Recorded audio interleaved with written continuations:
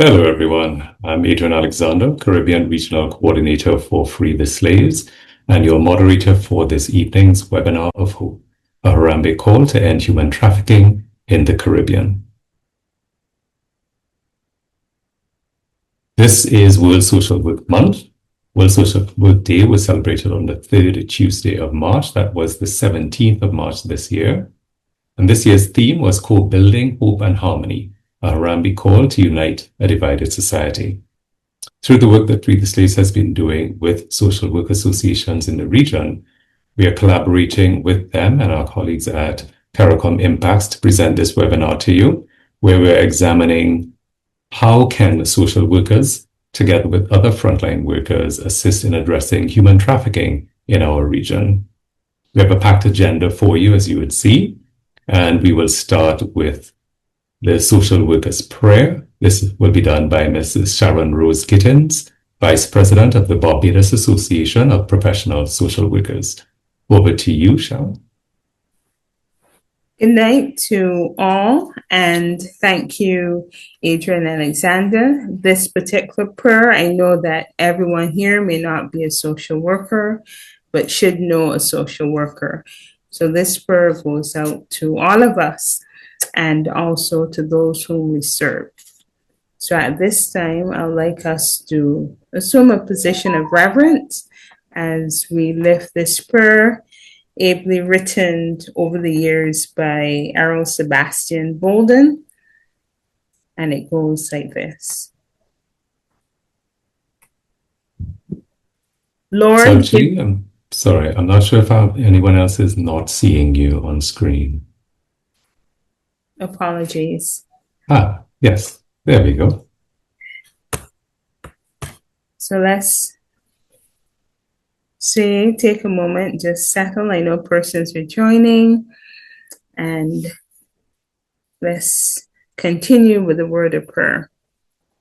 Lord, give us a spirit like yours to use the skill you've given us. Help us to be patient and use wisdom to provide the best service we can. Give us a discerning spirit to help us make good choices. Lord, help us to be accepting of those that we are different from, and help us to see the strength in those that we serve and treat them with utmost dignity and respect.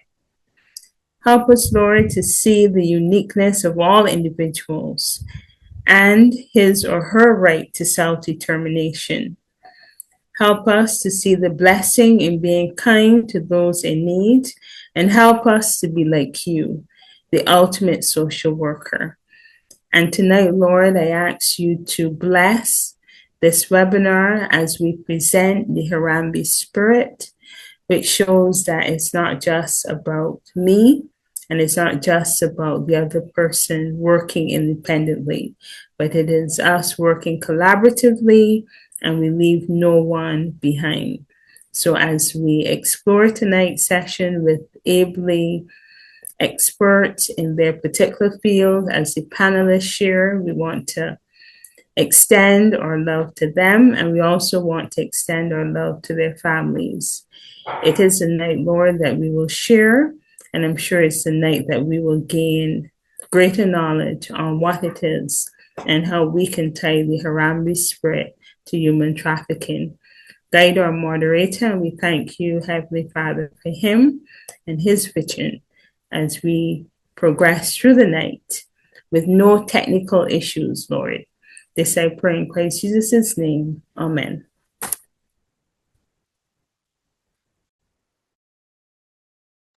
Amen. Thank you so very much for that, Mrs. Gittins. At this time, we'd like to invite some of our regional social workers and their representatives of their associations to bring brief greetings as we all celebrate World Social Work Month. We'll start with Ms. Samantha Griffith from the Trinidad and Tobago Association of Social Workers. Over to you, Samantha. Thank you, Adrian. Good evening, everyone. Are you all hearing me clearly? Loud and clear, yes. Okay, great. I just want to greet you on behalf of the Trans Tobago Association of Social Workers. Warm greetings to all participants. We as social workers, we engage daily with vulnerabilities of persons, be it invisible or visible vulnerabilities.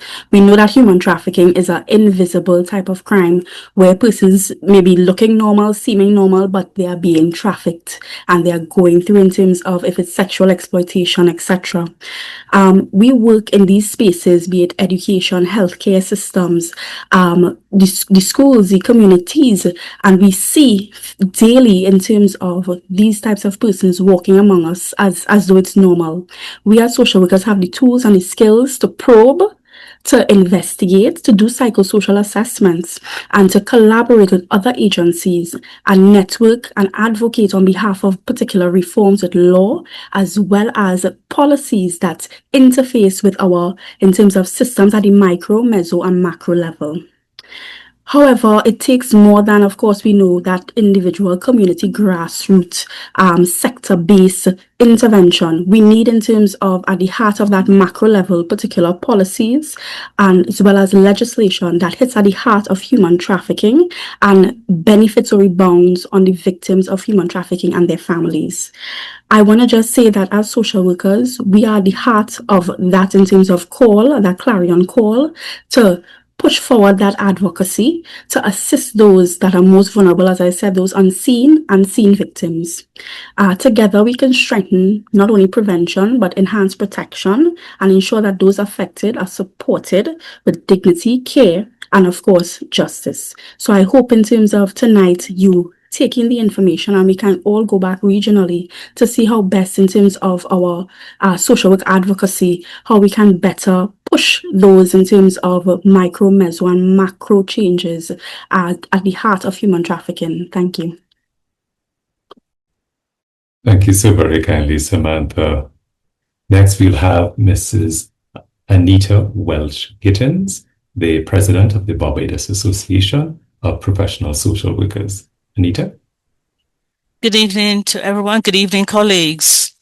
This evening, BAPS, we were honored to join you this evening in this webinar. This is a very important conversation, a regional conversation that needs to be had.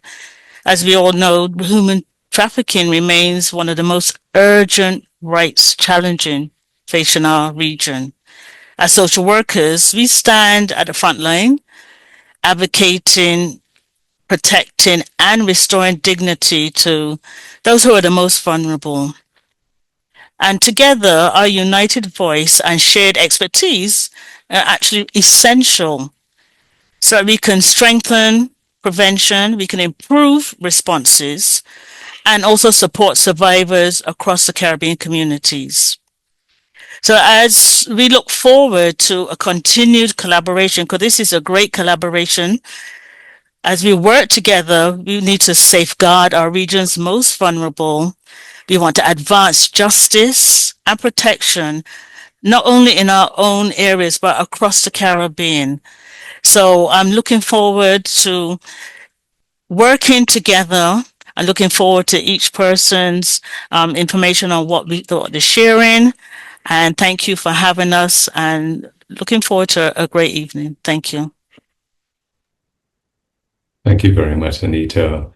While Mr. Kenneth Barnes is getting his tech sorted out, we'll move on to Mrs. Luann Boyd, President of the Social Workers Association of St. Vincent and the Grenadines. Luann? Good night again, colleagues and everyone who's joining. I just want to welcome us all here. And as has been stated before, this is a great collaboration and one of its first, and I hope that we will continue, over a period of time along this vein. And as we look forward to hearing from the different panelists tonight on the different aspect that has to do with, persons in trafficking and, looking at methods and ways how we can limit or even eradicate human trafficking, that we would take some of the recommendations and they would be able to be shared with in our various jurisdictions among the powers that be to help in the implementation of such policies and programs to aid our nation. So I am looking forward tonight to hear from, those who would be sharing, that I could learn more and also to be able to assimilate it as well as to, make it a transformative process. So I'm glad for the collaboration and wishing everybody well tonight. Thank you. Thank you very much, Anita. Mr. Luann, my sincere apologies, Luann. As Mr. Kenneth Barnes has not yet arrived, I just want to share briefly and extend gratitude to him for the role he has played in terms of being able to gather a fairly large number of social workers and social work students for training, even as through the work of Free the Slaves, we were reaching out to social workers and school social workers in Trinidad and Tobago. We've also been able to train BAPSWE, Barbados Association of Professional Social Workers members, as well as those from the Social Workers Association of St. Vincent and the Grenadines and some from other Eastern Caribbean territories. But Mr. Kenneth Barnes was able to help us to really provide that sort of overview for social workers from the school at which he is a lecturer, which is University of the Commonwealth Caribbean, as well as some of the other organizations in Jamaica. So far we've been able to train 2 cohorts of social workers from Jamaica, and hopefully when he gets on, we'll be able to hear from him, but I'm still not seeing him. All right, in the interest of time, I'd also like to recognize persons from the Trafficking in Persons Prevention Unit of Antigua and Barbuda, as well as those who are representatives of the National Task Force Against Trafficking in Persons from Jamaica, who also joined us. With respect to NATFA-TIP, we also appreciate their participation in our graduation for the Jamaican social workers. When we had the 2 cohorts, we had representatives such as Dr. Warren Thompson and Miss Audrey Budai, who delivered feature addresses, for those particular graduations. So kudos to them, sharing just how governments can be extremely supportive of social workers and in their capacity building in combating human trafficking. So at this time, we'd like to start with our presenters for this evening.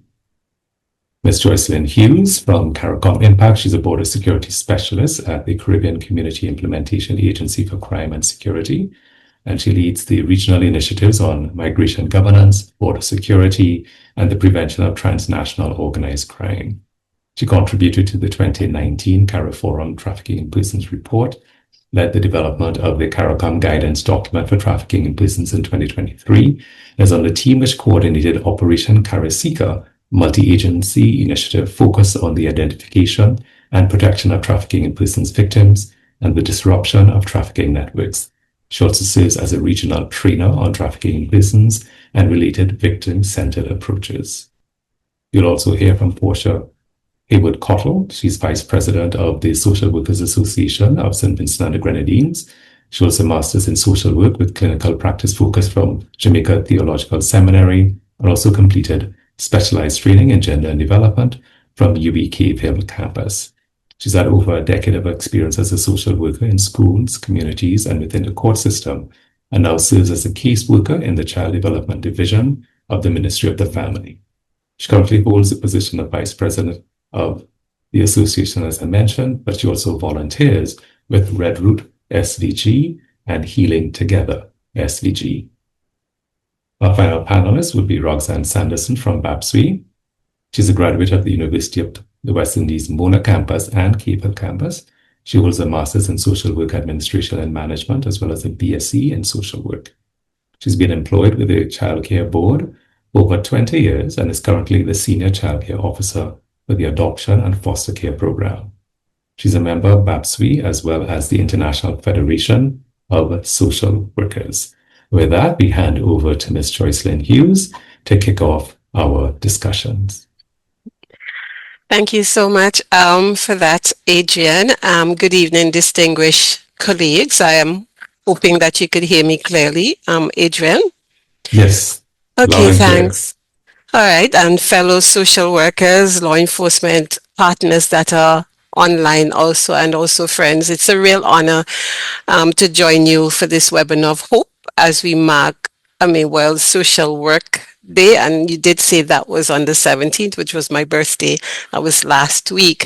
Thank you, thank you, Adrian, for inviting us, CARICOM IMPACS. And as you did say, I serve as the Border Security Affairs Specialist at CARICOM IMPACS, and we were established in 2006. I just want to say that, and this year actually marks our 20 years of service to the region.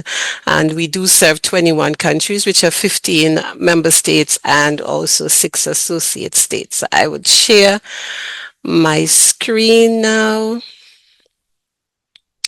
One moment. Let's make sure this happens. Oops, sorry. Are you seeing my screen? My presentation, Adrian? It just came up. Okay.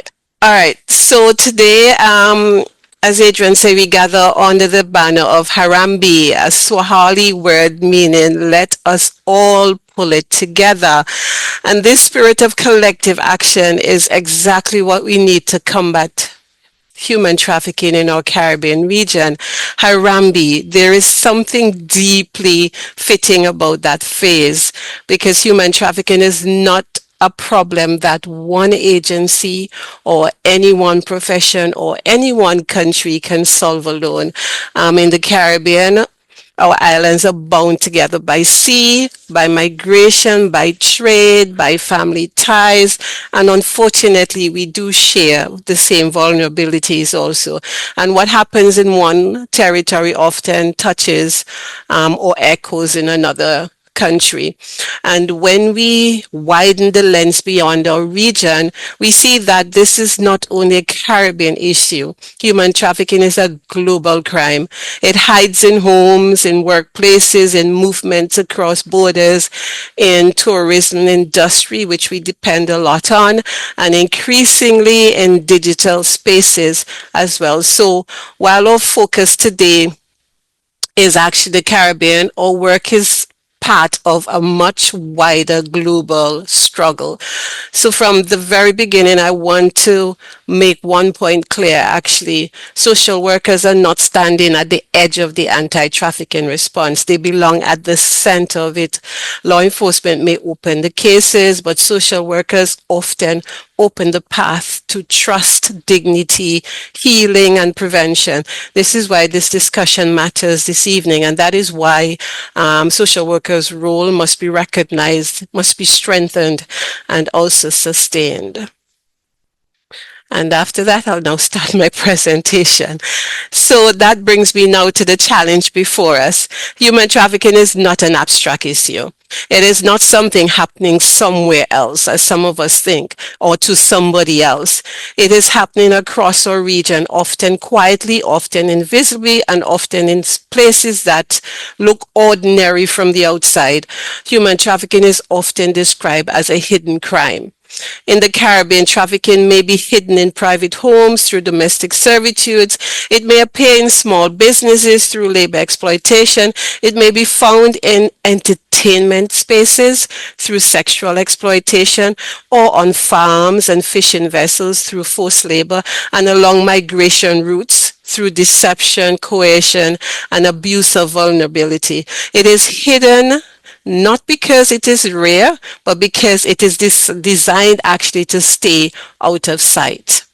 Our region faces specific vulnerabilities. We sit at the crossroads between continents. We deeply depend heavily on our tourism, as I said before, labor mobility and migration flows. We experience regular movement of people for work, for trade, for family, and for survival. We are also shaped by economic pressures, natural disasters, displacement.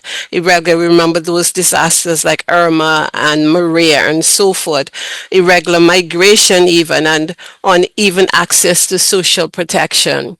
Some of these conditions create trafficking on its own, but together they create the opening that traffickers know how to exploit.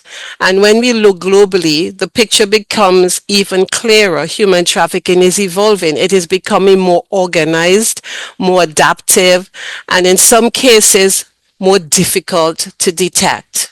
Networks are learning how to exploit not just borders and labor systems, but also the technology that we use, the phones, the social isolations, and the economic desperations. So we must be careful not to think of trafficking only as a law enforcement issue. Yes, it's a crime. Yes, traffickers must be investigated and prosecuted.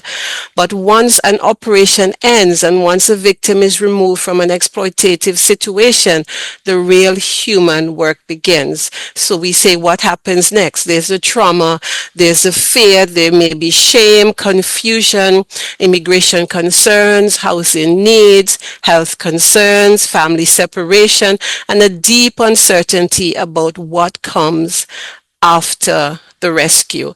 An investigation may disrupt a trafficking ring, but it does not automatically restore life. And that is why law enforcement alone is not enough. If we focus only on the crime and not on the person harmed by that crime, we leave survivors vulnerable to stigma, instability, and even re-trafficking. This is where social workers become indispensable because they help bridge the distance between the intervention and the recovery.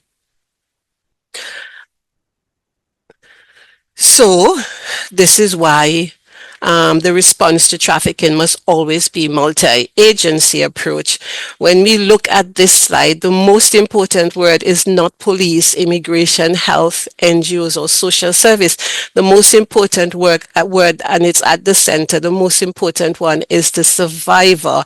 A survivor-oriented approach means that every institution, regardless of its mandate, aligns itself around the safety, the dignity, and recovery of the person affected. Law enforcement, we investigate and we bring offenders to justice. Border and immigration officials may be among the first to identify indicators of trafficking. Health professionals address the physical and psychological harm. NGOs often provide shelter, advocacy, and continuity of care. The general public also has an important role because community members are often the first sometimes to notice when something is wrong. And social services help hold these threads together through case management, counseling, referrals, and long-term support. No single pillow can carry the full weight of this response on its own.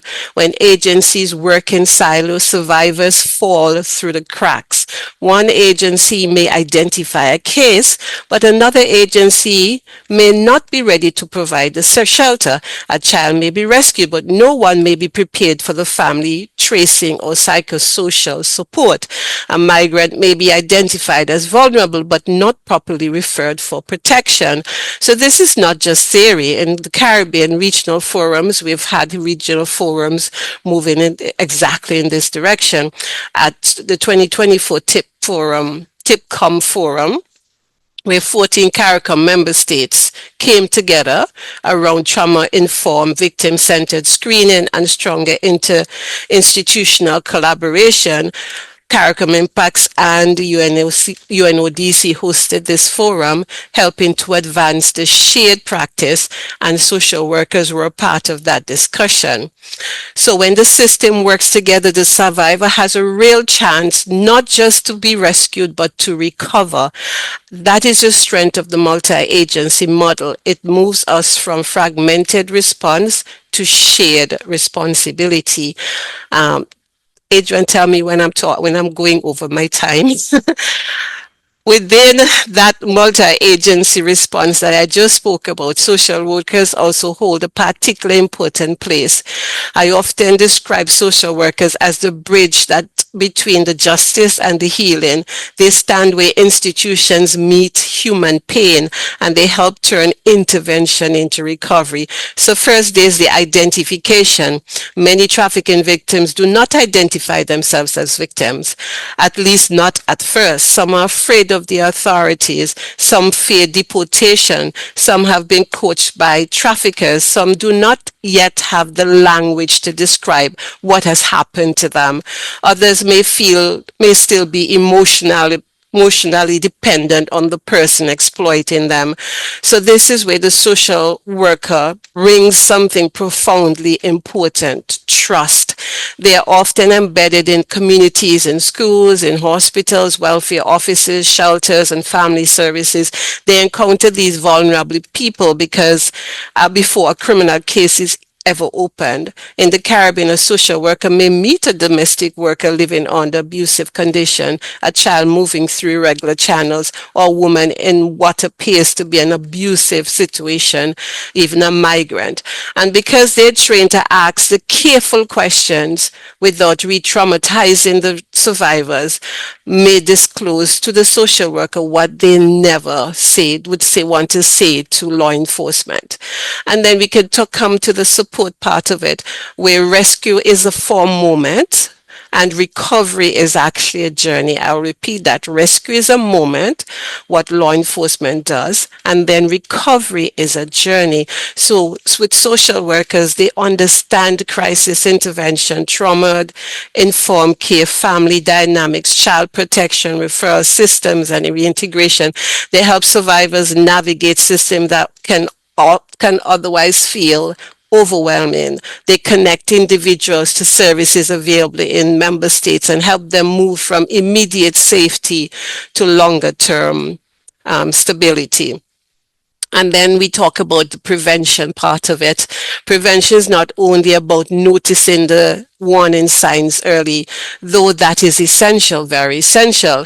And this is where our social workers come in, because they often see the patterns before a trafficking case is formally recognized. Sometimes they see it through the family breakdown, the school dropouts, housing insecurity, exploitative recruitment, domestic violence, social isolation, or unstable migration. But prevention also requires something deeper, which is shifting the harmful norms that make exploitation easier to hide. In too many spaces, exploitation survives because certain ideas are tolerated or left unchallenged. The belief that children must never question adults, that women and girls should endure control in silence, that domestic workers are somehow less deserving of dignity, or that any overseas opportunity should be accepted without question, no matter the risk. Sometimes communities normalize silence, blame the victim, or dismiss exploitation as simply that's how things are. So this is where we need our social workers who are uniquely placed to challenge these beliefs. So in a close-knit Caribbean society, that works matters deeply. Changing norms can change outcomes. When communities learn to recognize exploitation, question harmful assumptions, and protect the vulnerable, prevention becomes stronger and more lasting. And then here we go. This is why social workers must not be only included after the case is identified. We do believe that they should be at the table also, where the response itself is being shaped. There is a simple truth: we cannot, and it's on the screen, we cannot arrest our way out of human trafficking, and we cannot prosecute our way into a survivor's recovery. So the full team is needed when police officers, immigration officers, border personnel, prosecutors, social workers, service providers train together. They bring begin to understand each other's language, each other's constraints and priorities. Law enforcement better understands trauma. Social workers better understand evidentiary demands. Immigration personnel becomes more alert to when a migration matter actually is a protection matter, and everyone becomes more prepared to respond as a coordinated team rather than as separate institutions working in parallel. So joint training also builds relationship, and those relationships matter. When a case emerges, response time improves when people already know who to call, how to refer, and how to act together. There is another reason that this matters in the Caribbean: regional consistency. When we train together across member states, we strengthen the quality of the care across the region. We create a stronger, more reliable network of protection. So the argument for including social workers in anti-trafficking training is not sentimental. It is practical, it is strategic, and it is necessary. So this is where what we do, CARICOM IMPACS, we have been working to turn that principle into practice. We have not only spoken about multi-agency response, we have been helping to bring it. Our regional anti-trafficking initiatives have brought together participants from CARICOM and SICA country, that's Central American countries, in blended training programs designed to build capacity across member states and across professions. These efforts have involved partners, Interpol or other partners, Interpol, UNODC, IOM, reflecting simply reality that trafficking is is transnational. Trafficking is transnational, and the response must also be transnational. So these training efforts have supported wider regional operations, including Operation CARICOM, and we are looking at doing another Operation CARICOM later on this year. So we do not train law enforcement alone. We bring together the people who will actually have to work together when a trafficking case arises. That includes all investigation, prosecutors, social workers, as I said before, it's all on the screen, case managers, service providers, and other relevant partners.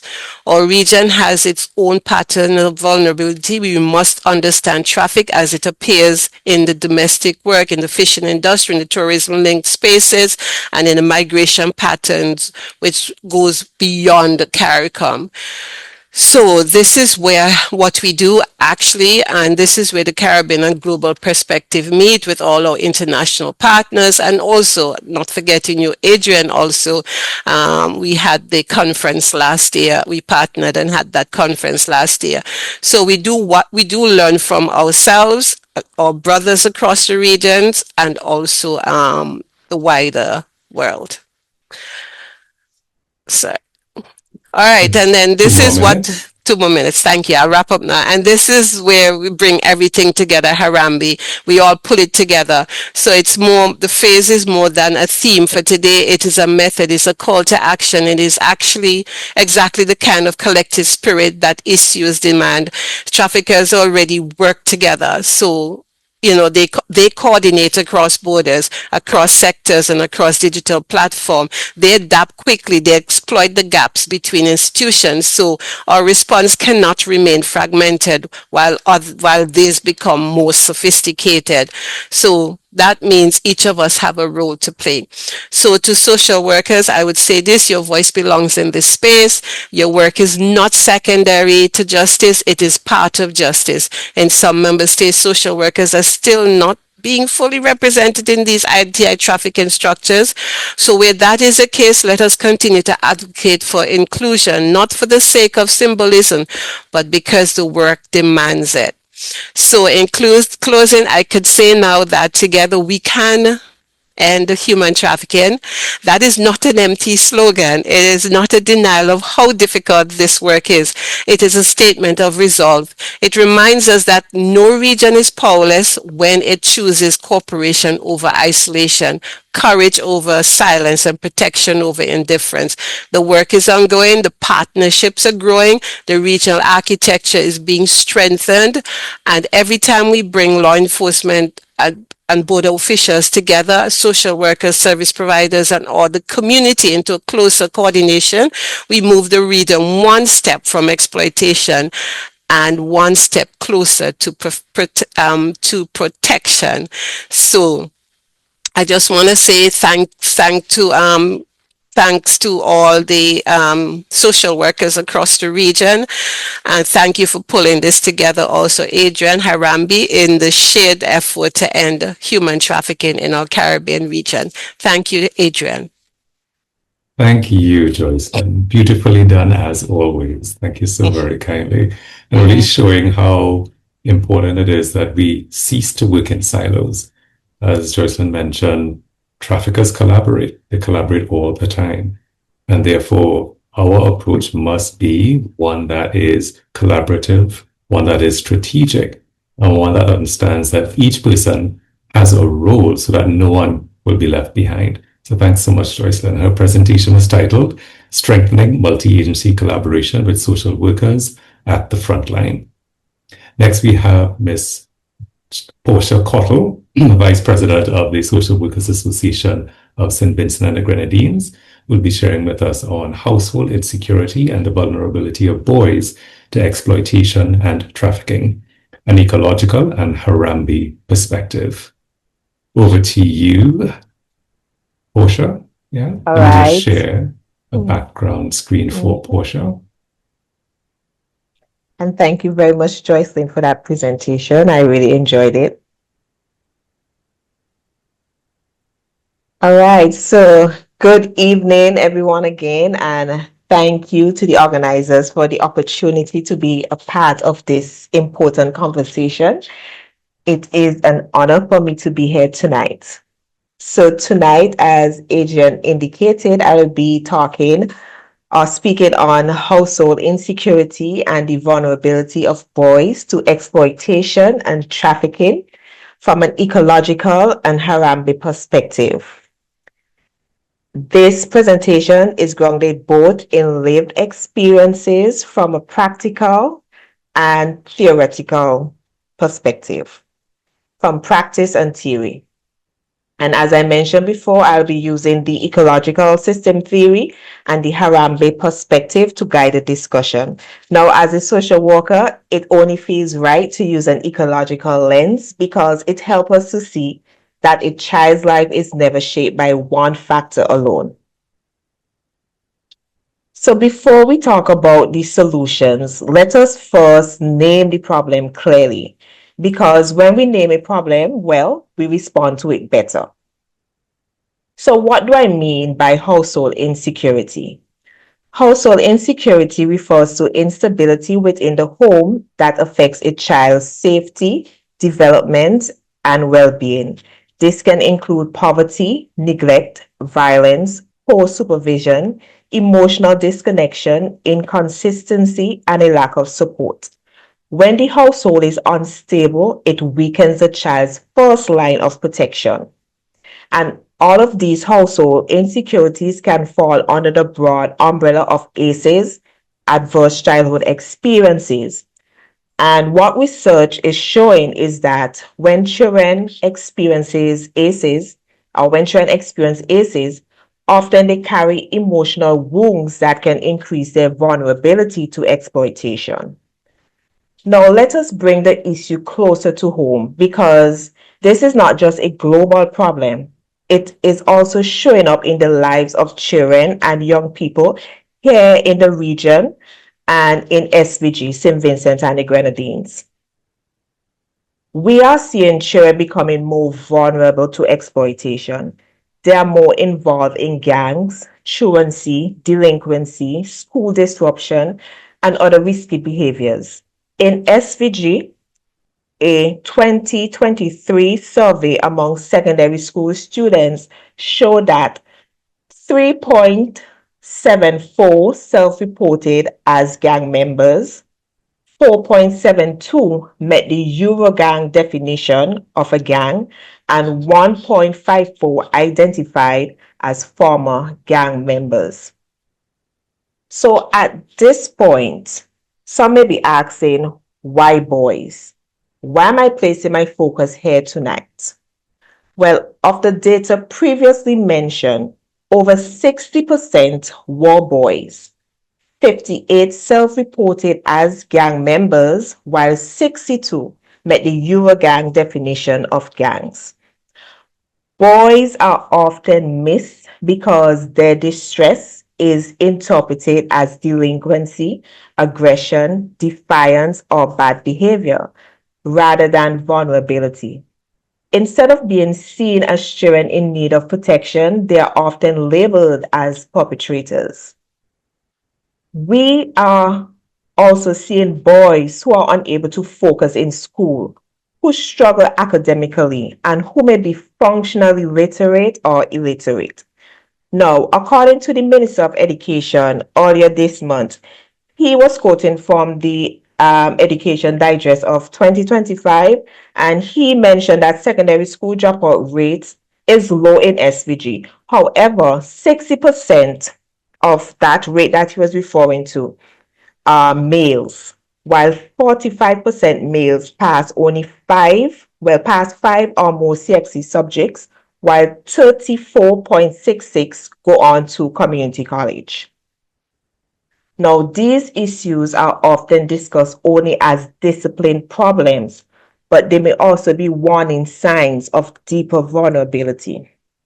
And that is why this conversation matters. We must look beneath the behavior and ask, what is this? What is it? What is this boy carrying? What is he lacking? And what is he responding to? So what is he carrying? What is he lacking? And what is he responding to? Now, when people hear the term human trafficking, they often think only about crossing borders, but exploitation is often much closer, quieter, and more hidden than we think. As we already mentioned earlier, trafficking does not only mean crossing borders. For boys, exploitation can include forced labor, sexual exploitation, grooming for criminal activity, gang-related involvement, running drugs, coercion through gifts, money, status, transportation, shelter, or even a sense of belonging. Sometimes what looks like help or opportunity is actually manipulation. So, why does household insecurity matter or matters? If the home is meant to be the first place of safety, what happens when that place becomes unstable? Household insecurity matters because a child's safety is first shaped by the strength of their immediate environment. The household is supposed to be the child's first protective space, the place where basic needs such as food, rest, care, security, and emotional connection are met. When the household becomes unstable, unsafe, emotionally disconnected, financially strained, or inconsistent, that protective layer weakens. Boys may then begin to seek survival, belonging, identity, or opportunity elsewhere. And when that gap's open, exploiters are often ready to step in. So household insecurity is not harmless. It is dangerous. It is a dangerous lived reality that can disrupt the protection, care, stability a boy may need. and this can increase his vulnerability to exploitation. Sometimes what we call misconduct is really unmet needs of a boy. So what does the ecological lens show us? Using the ecological system theory, EST, my focus is mainly on the microsystem and the mesosystem, because household insecurity is first experienced in the boy's immediate environment and then reflected in his relationships with school, community, and support system. Now, the other ecological levels are also important, but mainly because they place pressure on the household and shape the condition in which insecurity develops. Now, the microsystem is the most important level for this presentation because it includes a space where boys interact daily and where their psychological and safety needs are met. And when the environment becomes unstable, as hinted before, boys may begin to feel unsafe, unseen, unsupported, or emotionally disconnected. In some cases, they may start looking outside the home for identity, protection, material support, or belonging, which can increase their vulnerability to exploitation. At the microsystem level, household insecurity may show up as conflict in the home, inconsistent parenting, financial strain affecting basic needs, weak attachment between caregivers. At the mesosystem, which is the second level in the EST, it looks at how the different parts of a boy's life interact, especially the relationship between his home and school, his home and community, and home and support systems. This is also very important because household insecurity does not stay inside the walls of the home. It often spills over into other areas of the boy's life. For example, where there is instability at home, a boy may come to school dysregulated, distracted, angry, withdrawn, or tired. If the relationship between school and home is weak, the boy's need may go unnoticed or unsupported. If community structures are also weak, then the boy may be left with even fewer protective connections. Now, the mesosystem helps us to see that household insecurity reinforced when the system around the family are not working together, right? And at the mesosystem, household insecurity may affect the school attendance and punctuality, behavior at school, academic performance, relationship with teachers and peers. The exosystem, which focuses on the pressure that affects the household, and it includes things, for instance, as because the child or the boy, he does not directly control that system, but it still affects him because it affects persons in his household. And the exosystem look at the caregiver unemployment or underemployment, caregiver stressful working condition, migration of a parent, limited access to social services, or poor housing condition. And the macro system, which is the wider cultural and social beliefs. And the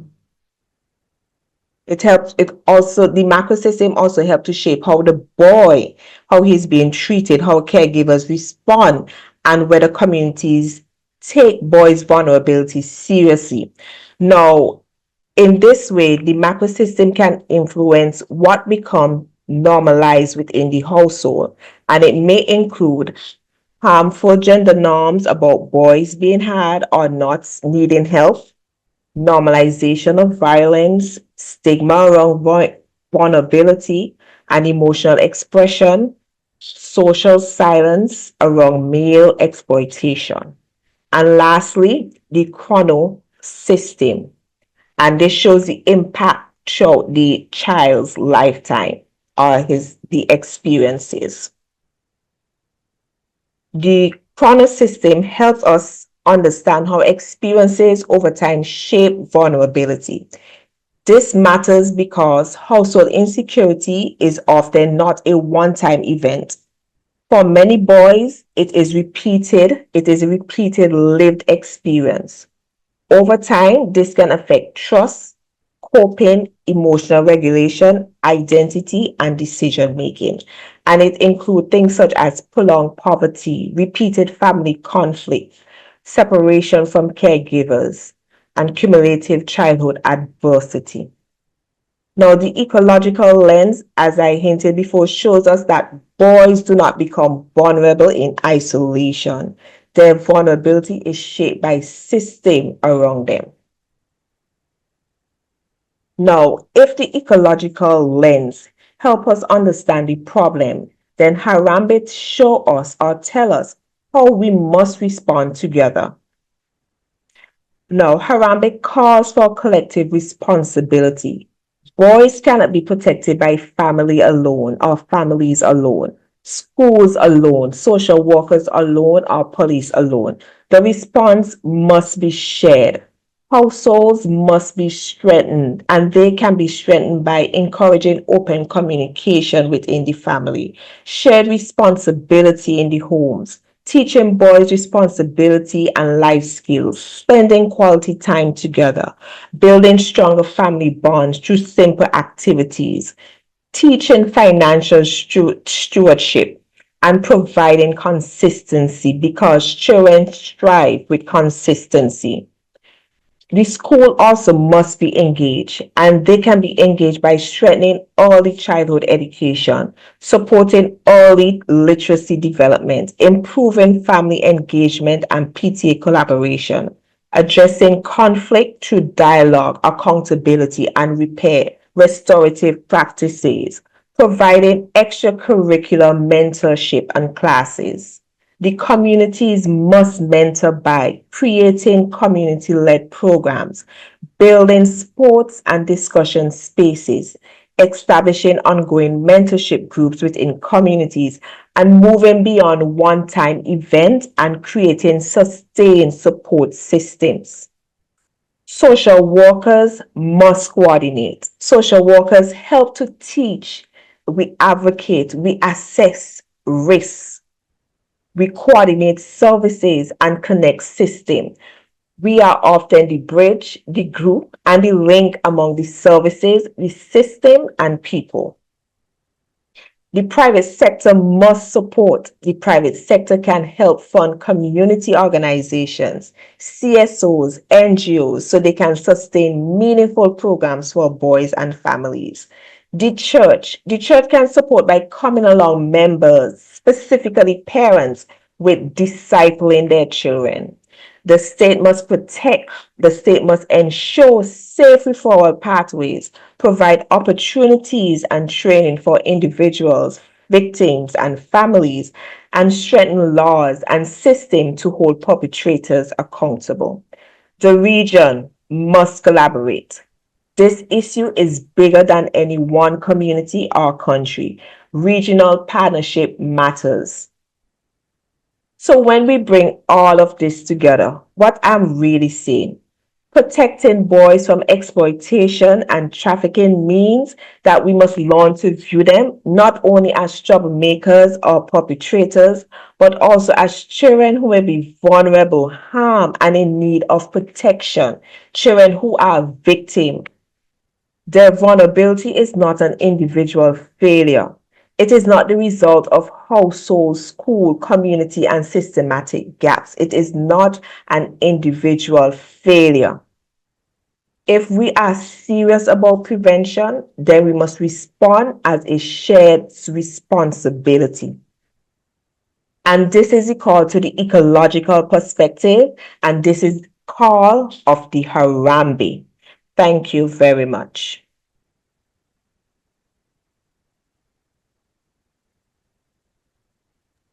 Thank you so very kindly there. So I appreciate how you pull that together, Portia, because hearing you, I realized that you're identifying roles, extensive roles in prevention for social workers. Even as Joycelyn emphasized, some prevention roles and some the ability to nurture trust and to bridge law enforcement with survivors so that protection is strengthened. So I appreciate that. And I know that this issue of recruitment into gang activities and forced criminality is something that's being discussed in so many parts of the world and our region. I like that you brought in the ACEs, the adverse childhood experiences. That research shows that children with certain categories of ACEs in the case of girls, they're 5 times more likely to be victims of sex trafficking than girls who did not experience those types of childhood trauma.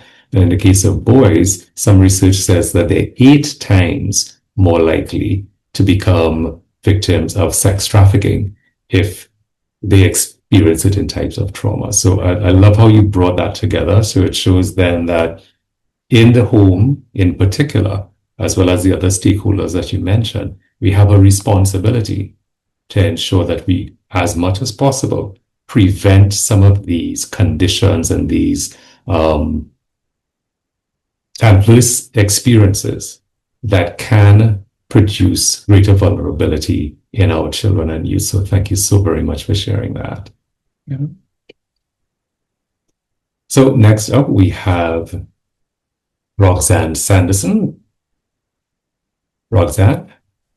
Thank you, Adrian. I'm going You're to welcome. share my screen and tell me if you're seeing it.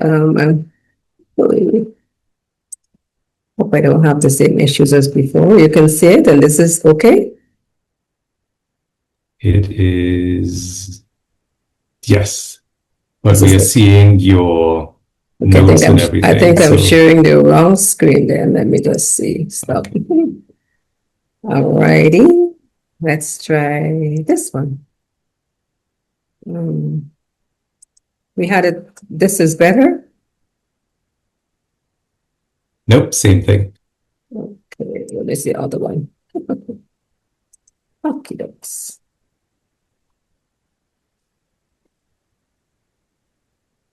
What about this one? Perfect. Okay. Great. All right. Over to So good night, everybody, and welcome. And thank you for having me here. Good night to my colleagues. You know, I listened to Joycelyn and I said, well, I don't need to say anything. I think Joycelyn covered it all because Joycelyn touched on everything that I want to talk about or to share. And also listening to Portia, I see where we are all in sync together. Nonetheless, I am going to give my, as this Beja Perlans 2 cents worth. So I am kind of excited. I'm excited really to be in this webinar tonight and to talk about the role of social workers addressing this critical issue of human trafficking. I drew my research from several authors because we recognize that there are strengths and there are gaps in the profession. But I must say that the gaps in the system may be challenges for social workers faced effectively addressing human trafficking. Could be as a result of their work environment, the policies addressing the social work, the agency. As social workers, we also are cognizant that the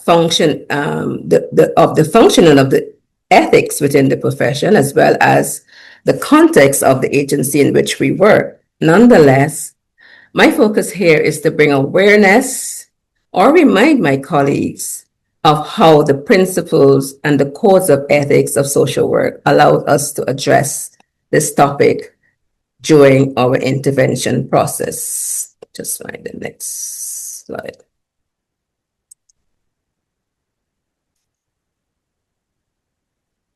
So I want to start with the whole issue of the social work ethics. And we know that the profession is governed by ethics.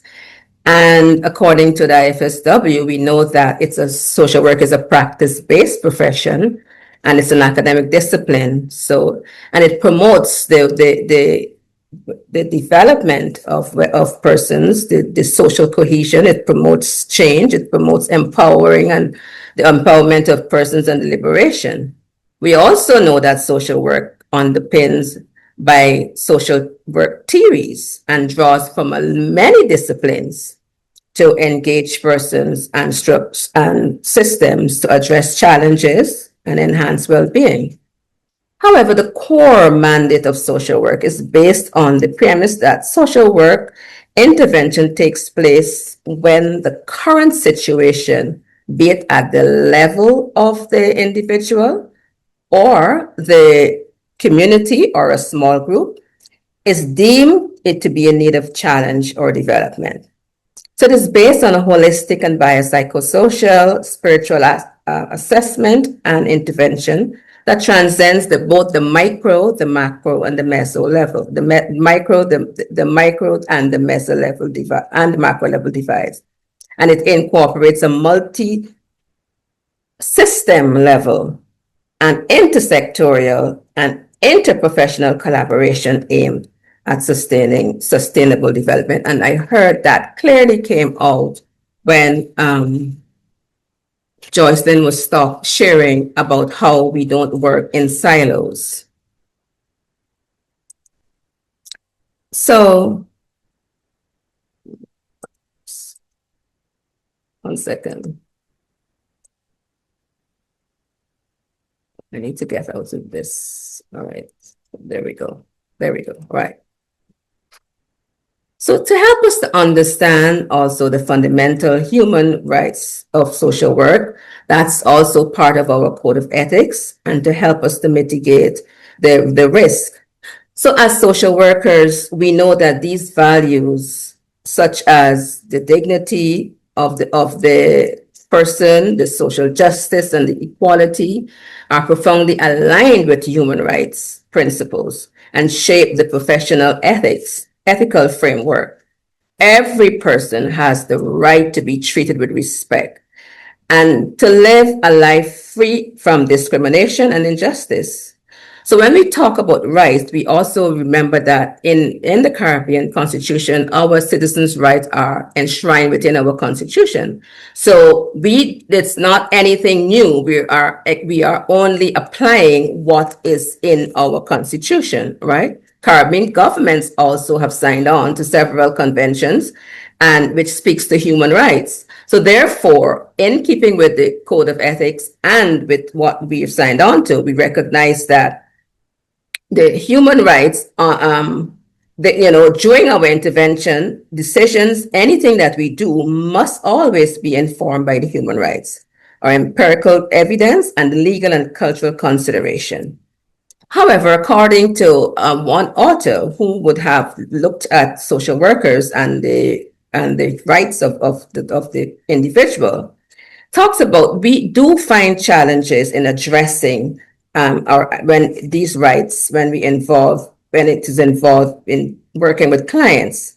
Talks about guaranteeing protection. Sometimes it's not always that easy to do, right? And also talks about that we recognize that when with tackling situations, when we're looking at rights, when we're looking at do no harm to the clients, in other words, social workers are challenged as to whether the intervention solution address the rights of the individual. So we have to make sure that in looking at the rights that we don't interfere with the rights of the client. Now, and there are many rights. So before I move on, there are many rights that we know exist. We have, as said, there are many, and this is also enshrined in the Code of Ethics, where we look at the universal human principle rights. You have the rights of the child, which the child has a right to live a safe and happy life, to be protected. And I just heard Portia talked about how a child is impacted from the home right through to the chrono system. right? A child has a right to be treated fairly, and anyone within the institution, whether in a country, whether you were born in that country or not, once we have signed on to rights, we need to remember that they have a right to enjoy the same rights as the child that was born in that country. So there are a plethora of rights, and that speaks to your civil rights, that includes the right to fair trial, the right to ensure that vulnerable and marginalized groups are given fair hearing. And of course, we speak to the rights of freedom and beliefs and association. So we need to remember that when we are interfacing with persons, they also have their rights. Now, I smiled when Joycelyn was talking about social worker at the core, at the middle of the discussion. And I said she probably looked and saw what I was going to talk about in terms of case management. This is what we do at the core of our intervention. We do case management. It is a critical area for social workers, as it is the key intervention process. And we social workers assess families' dynamics, including children exposed to domestic violence, or a child caught in abuse or neglect, or to determine the needs of a child who's in need of care and protection, either it's in a home or within the community. But this is what we do. We manage cases. During the engaging stage, social workers build trust and establish that rapport. We use active listening and empathetic reflection while encouraging disclosure in a sensitive information in a safe space or a safe environment. So we have that ability to engage the vulnerable client, right? Basically, social worker assess the clients by using all of their senses, because we look with our eyes and we hear with our ears, or we hear what they're not saying. Case management often opens a gateway during which disclosure to determine if there is more information that the client needs to give. In my own experience as a practitioner, I encountered elements of sexual exploitation, but it is often difficult to prove as victims reluctantly refuses to give critical information needed for further action. One case of domestic servitude where a child was reported to be for physical abuse. During the investigation, we found out that the child came with a family for a betterment from another place, right? The parents allegedly were poor and sent the child to reside with this family here. However, when the investigation revealed that this child was indeed a child who was doing domestic servitude, she was cleaning, washing, cooking, and doing everything for the family. So subsequently, that child was removed, and that child happily reunited with the family.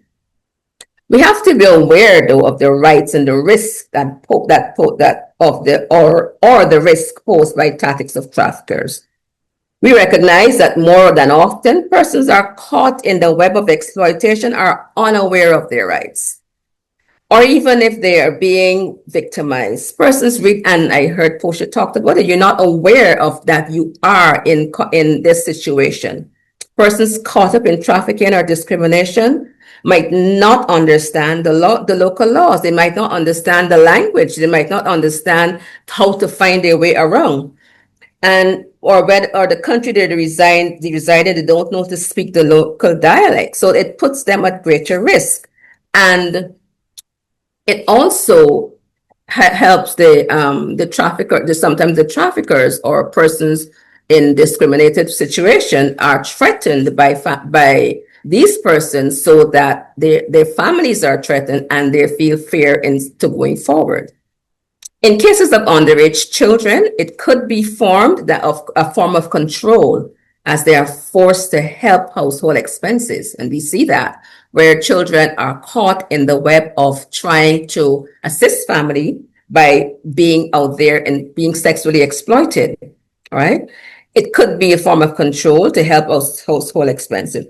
Cases where we see sexual exploitation of minors could be working also in entertainment, in the entertainment sector, in nightclubs, being used as pimped. I recall a case where we had a young lady where this young lady was being picked up and taken to a nightclub and being used and then, brought back home. So these cases, but of course, they are not aware that this is a form of exploitation. So we need to understand and to help when we see or hear or intervene in these cases, help the clients. How do we deal with them? I think Portia did an exceptional discussion on household insecurities and why we see this affects the person. So the answer is, are we there dealing with household insecurities? Yes. And I did see that in that very case also, including large families. We see where if you have large family residing in one place, dealing with dysfunction, inability to meet basic household needs, such as food, you find that there's a tendency where persons are going to be seeking betterment and they're going to be looking for avenues to find that. You find young children running away from home, looking for betterment, particularly the youth, and they end up with the wrong persons. So who might be promising them betterment, exciting jobs in other countries, but just becoming a target. So household security as a risk factor target vulnerable groups, promising betterment when we know that it is not so. And are there communities, institutions weak? Social workers know communities where the vulnerables are being abused or exploited. We know of certain communities. Can we go into it? Sometimes it's fear of not being able to go. Sometimes it's fear of not having the legal backing for you to go in to do what you want to do, what should be done. Or sometimes it is lack of resources, both the human resources and the physical resources. And yes, we will say that survivors continue to be exploited, especially when if we don't understand how do we treat survivors in the whole scheme of things. So prevention and intersectional collaboration. As social workers, we need to recognize this intersectionality of human trafficking with other forms of oppression. We do come into contact with them. We recognize that there are factors that can create conditions for vulnerability, such as poverty, poor education, migration, immigration problems, or exploiting poor and migrant workers who lack the legal status or fear of the authorities.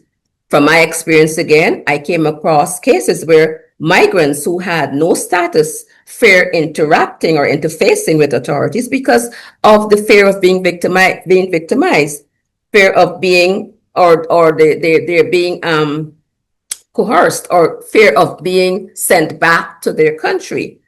But in one case, as social workers, we encouraged and assured the person that we are not here to deal with your immigration status, but we are here for the betterment of the child and for yourself.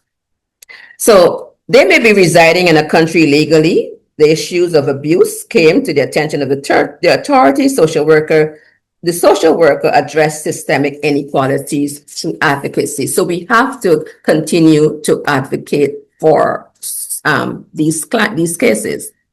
We collaborate with, again, various stakeholders, including government, including agency, non-governmental organization, healthcare providers, schools, and community.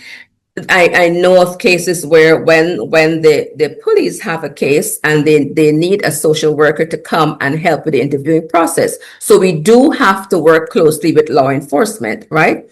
And we participate in multidisciplinary and case management team to ensure comprehensive response to addressing difficult cases. And we have to, that's one of the first thing we learn in social work, that case conferences is important in the scheme of things, right? Excuse me, Roxanne. So 2 more minutes to... 2 more minutes. All right, yes, let's move on thank quickly. you. So I just want to quickly go to the training aspect of it. We have to learn to advocate. Advocating for social workers play a critical role in advocating for betterment for clients. We have to advocate for more resources and we have to assist with intervention. We have to learn, we have to be trained in human trafficking that helps us to understand the different forms of which include forced labor, sex trafficking, and domestic servitude.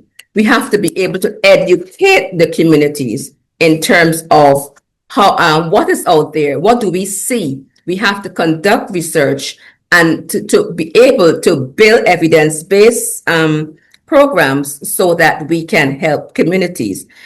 And I want to quickly share that in looking at building bridges across the borders, we have to learn to collaborate as social workers association.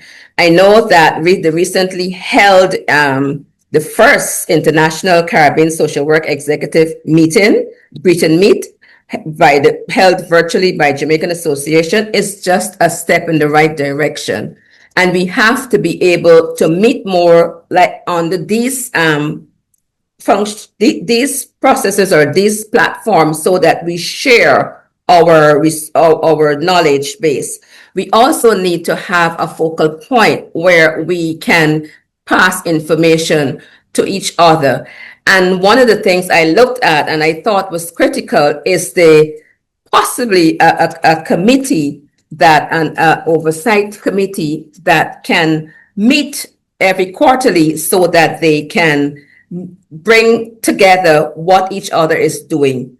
In conclusion, yes, the Harambee call is important in reminding us that as social worker, we need to be on the cutting edge of things. We need to be aware. We need to continue to advocate. We need also to continue to remember that we are the frontline workers. We see them. And the same as was said before, provide not just for not just advocate only, but remember that they are victims and provide that trauma-informed care for them so that to help them rebuild their lives. So thank you very much, and I wish you good night. Thank Thanks, you so much, Adrian. Roxanne. You're most welcome. You are most welcome.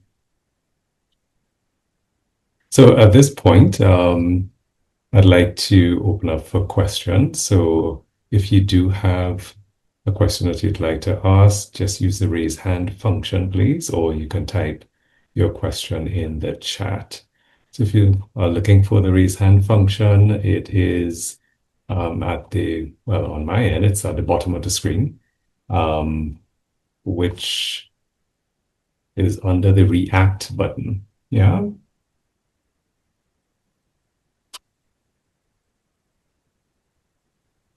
Any questions for any of our presenters this evening?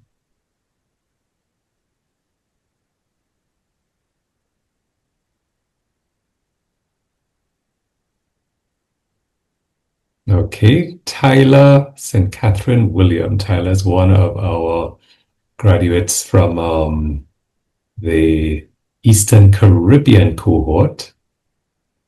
Tyler, you can unmute.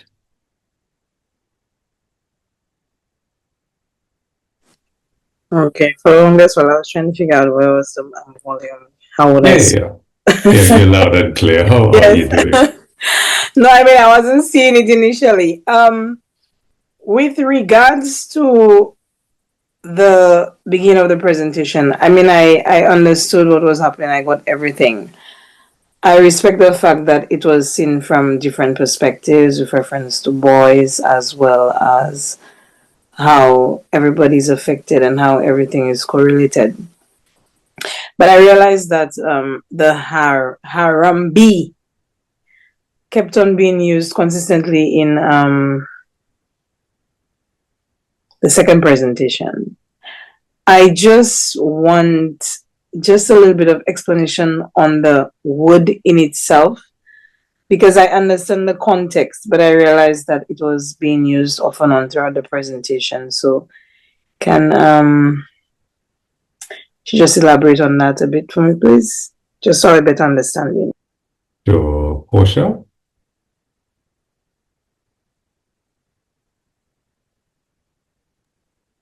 Hi, Tyler. Good night, and thank you for your question. So the Harambee word, as Joycelyn mentioned at the beginning, is a Swahili word or term, and is actually the International Social Worker theme or word for the year.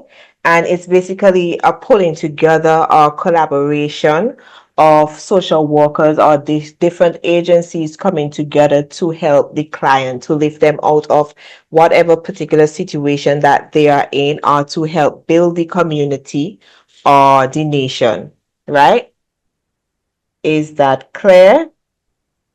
So it's a coming together, share responsibility to help the person in the environment or the client. So we're not looking at one agency or one system or service to help a person, but we are saying to help the individual, we must collaborate.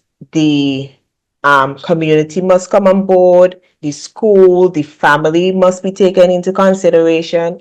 NGOs, the government, the police must collaborate in order to help our boys, right?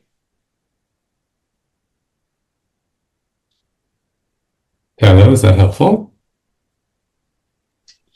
Yes, it's helpful. Now I have another question for Joycelyn. I realize that Give her a second to come on camera, Joycelyn.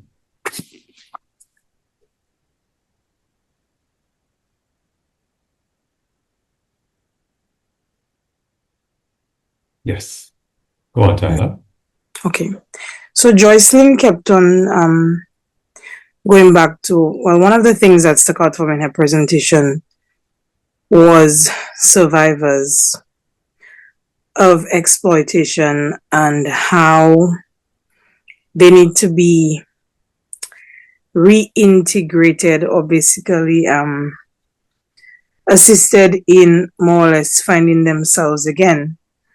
And this statement got me thinking, because when she spoke about the general public's responsibility to this client, a lot of times we find that when persons, it's true that the public would identify the victim, but the public themselves sometimes are also the ones who have victims go through the shame and the blame of being victims, sometimes because of their response. Now, as social workers, it's true that we're supposed to guide them and teach the public and the communities how to help these victims deliver their survival.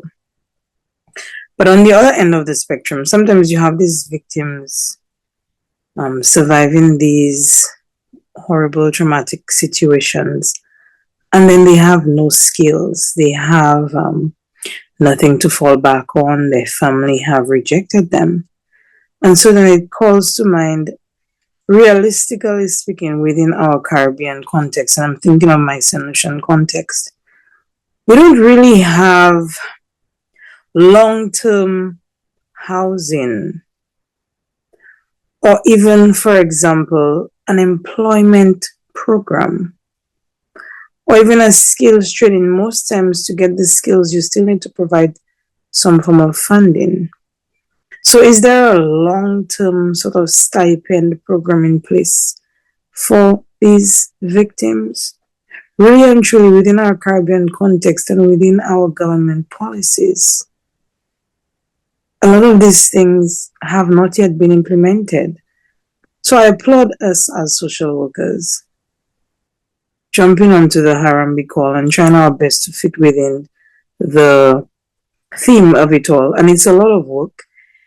It's a lot of way going forward. But at the other end of the spectrum, a lot of governments, agencies outside of social workers who deal directly with persons in conflict and welfare situations and trauma don't understand the need for a lot of these policies and these strategies to be put in place to assist victims. So my question to Joycelyn is, what strategies? I understand it's an all-inclusive thing, but realistically speaking, in the long term, how long do you think it would take?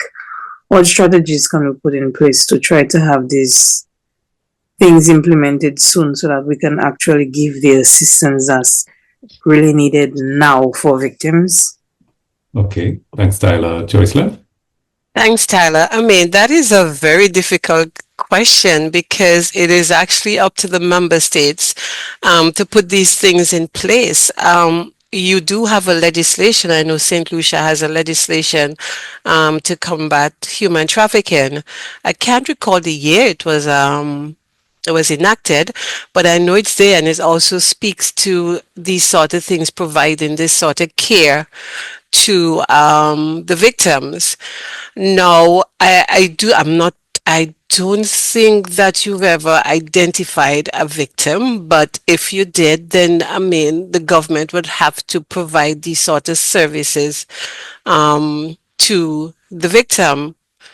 Right. I cannot say how long it will take, but this is something that needs to be budgeted. And of course, we know that our challenge with funding, but this is something that you need to discuss with your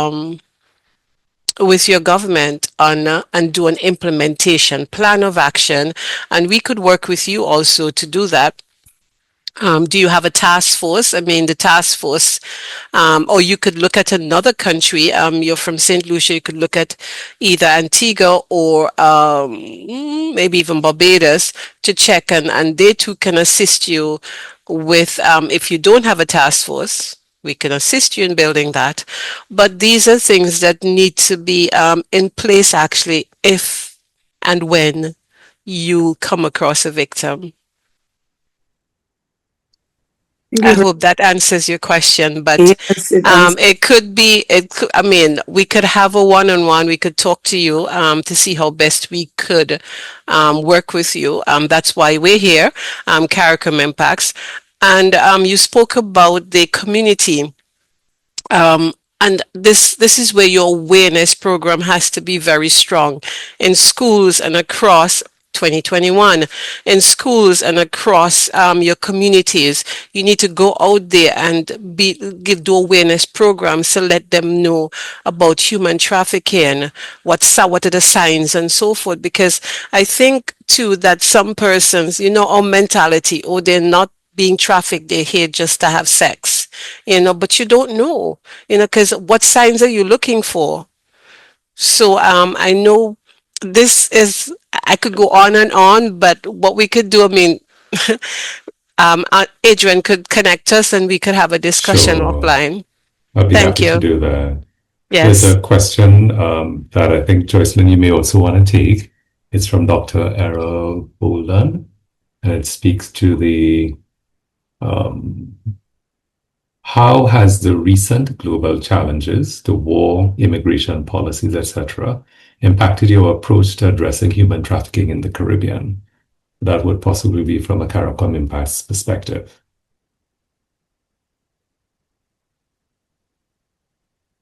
Could you repeat that for me, please? Sure. How has the recent global challenges, or how have the recent global challenges, and it includes to war and immigration policies, impacted your approach to addressing human trafficking in the Caribbean? What we do mainly, can you hear me, Adrian? Oh, yes, I'm still unmuted. What we actually do is sovereignty is the big S word, which come across the region. So what we do, once member states ask us for their assistance, they reached out to us, we assist them in training or developing policies and so forth for them. We do have meetings where we sit down and discuss work with the heads. They come together and we listen to them and provide solutions and so forth, but it's up to the member states actually to enact them, whatever solutions or policies that we put forward. I hope I was clear. Indeed. As So you we cannot, about sovereignty. We cannot just send something out and say, member states, this is a new policy and new procedures to be put in place. Member states has to reach out to us to say, okay, we have this situation, we need assistance, and this is where we come in and work with them. Great, thank you so much. And there's a question from Stephen Edward. Is there an increase in sex trafficking in the Caribbean? And if you want to take that as well, Joyce, in terms of data that may be available. According at this moment, no. No. I know according to some global reports, like Latin America, they normally group Latin America with the Caribbean, so they would say, oh, there's an increase in sexual exploitation in Latin America and the Caribbean. And what we're trying to do now is not to have ourselves group with Latin America and the Caribbean, but to do a study whereby it's just for the Caribbean, so we can know our figures or statistics for the Caribbean alone, because most of the statistics that UNODC and the global statistics that are quoted, those are basically Latin America and the Caribbean, so it's not a true picture of the Caribbean. Right. And I do recall we had an interview with the UNODC early last year, shortly after the publication of their 2024 Global Trafficking in Persons report. And they were basically saying that they would love to have a separate section for the Caribbean, but the challenge was getting the data from the different national governments. Having that data would allow them to create that type of a separate space that is unique and would really put forward a true picture what's happening in the Caribbean, as opposed to lumping us with a region that has millions times more people than we do. Any other questions? I see Joyce Moven has said, an all-inclusive, all-hands-on-deck approach, Harambee is the best approach. Communication is important if the desired changes are to be effected. Therefore, it's critical that social workers champion the cause for change. And Stephen mentioned that the St. Lucia Act is from 2021. Alverna Innes has stated that integration is in our act, and Alverna is from Antigua and Barbuda, and funds are in our budget for victim care and support. So kudos to Antigua and Barbuda. Yeah. I know several of the countries across the region, including Trinidad and Tobago, the legislation speaks to certain things. Yeah. So it's a question whether funds are adequately provided in the annual budget, and whether there is that framework for things to be done efficiently. I see Stephen has asked, I read somewhere Jamaica had some increase in its, is this credible? I know Jamaica would have had its own national survey that was done a couple of years ago. So some of their data or data that you may see about Jamaica would probably come from that. The Office on the National Rapporteur on Trafficking in Persons publishes a report, submits it to the Parliament. So Stephen, you could probably check online for onrtip.org. And I know some of the participants online are from Jamaica. I'm not sure if any of them would like to respond to that question. If so, just raise your hand and we'll be able to provide Stephen with some response. I'd just like to emphasize, though, that while a lot, basically the Palermo Protocol, a lot of the international instruments place the responsibility on state parties. However, even in the Palermo Protocol, it's contemplated that they will do the work in collaboration with non-state actors, particularly with civil society organizations and so forth. And there's a lot of space in any of our regional territories for civil society to step up and to indicate that, yes, we would like to assist, we would like to partner, we would like to serve on your national task force, or if not, we would like you to collaborate with us so that when we do something at a community level, at a local level, it is in sync with what your national efforts are. so that we're not competing against one another. I don't think the Caribbean is large enough for us to have that type of dynamic. So I really want to reinforce what Joycelyn said earlier to social workers that advocate for a space where your initiatives can be recognized.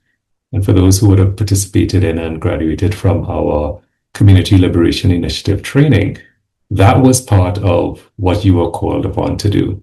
How do you identify other stakeholders? How do you create your asset inventory? How do you mobilize communities? How do you create community vigilance committees or protection committees for children within the local community structure?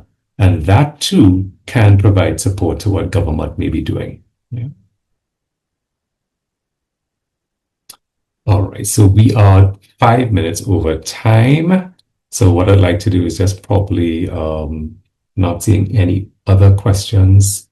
So just to probably give a what's next. From the perspective of Free the Slaves, we've given a commitment to social workers in the countries that we've trained, and we've asked them to give a 2 to 3 year commitment in local communities. And therefore, we are giving them an equal commitment to provide ongoing support for them. We're encouraging them to get buy-in from other stakeholders. Even as social workers in communities have to work together with other stakeholders, approach them, ask them if they would like to collaborate on something that is in the nature of child protection. So we have a lot of different dynamics taking place in the region insofar as trafficking is concerned. And some people may have different perspectives, whether some are xenophobic and they don't want to hear anything about providing protection to migrants, and people love their children. And therefore, a child protection framework is something that we've encouraged our social workers to consider. And we will provide capacity building together with other partners so that these social workers and other stakeholders can see some improvement in the work that they want to do, because this cannot be done alone.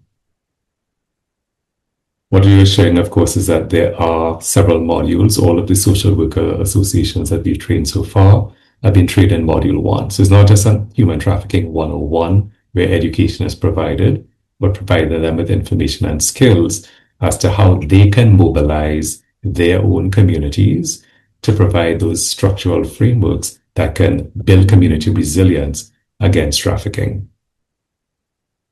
We're having discussions now with some of the other stakeholders to provide training in Module 2, which focuses on the liberation, care, and reintegration of survivors. And of course, for our training, we involved survivors. So we had Shamir McKenzie, a survivor leader, provide a session within the module from a survivor's perspective on how to identify survivors and what survivors need and how trauma affects them in different ways. Okay. So thank you so much for attending Webinar of Hope. As Anita indicated, we are going to be doing some further work with social workers and social work associations throughout this year. So it's not only for this particular month. So as we finalize plans for the next aspect of that collaboration, we'll definitely share the information with those who have registered for this webinar. Someone asked about the recording, and yes, it will be provided. Next week, God willing, you'll receive an email indicating the link to view the recording. And for those persons who used PowerPoint presentations, if you give your consent, we will also include a copy of your presentation for the benefit of participants. All right. So at this time, I'd like to hand over to Luann. Contact information, adrian.alexander@freetheslaves.net. But Luann is going to take us through our closing prayer. I'm not sure if she's going to be doing the social work prayer again for those who may have missed it. But Luann, over to you. Okay, good night. I don't have that with me. I was just planning on praying. No problem. Praying based on my impressions. Right? And even as we wrap up, I want to thank everybody for very informative and transformative information sharing. And I am also looking forward to getting, the recording so I can go over to further, regurgitate what was shared, so that I would be better able to disseminate information to the population within which, I serve and interact, right? Both on a macro level as well. So I'm looking forward to that. So as we pray, thanks everybody for coming. So Father, we thank you tonight. We thank you for your presence. We thank you for your understanding. We thank you, Lord, for helping each and every person, even as they shared their presentation. It was clear, it was challenging, it was insightful, and it was also solution focused. And we pray that even as a community, that we would indeed Harambee together so that we could really bring solutions to our societies, that we would build, on our strengths, but also to strengthen the weaknesses that are among each other. So we thank you tonight and bless each and every person. We thank you for Adrian and his team, and we are grateful that you have allowed this networking to happen, and we pray that it will be for the benefit of all citizens and that you will be glorified. In Jesus' name. Amen. Amen. Thank you so very much, Lou-Anne. Thank you to all of our wonderful presenters, Joycelyn Hughes, Portia Cottle, Roxanne Sanderson, those who brought greetings earlier from their respective social work associations, and to all of those who tuned in, they signed up, they attended, and they stayed to the end, and expressing their appreciation in the chat for wonderful presentations. So good night to one and all. Have a good night's sleep. Have a good restful night, everybody. Thank you. Good night. Thank you. Bye-bye, everyone.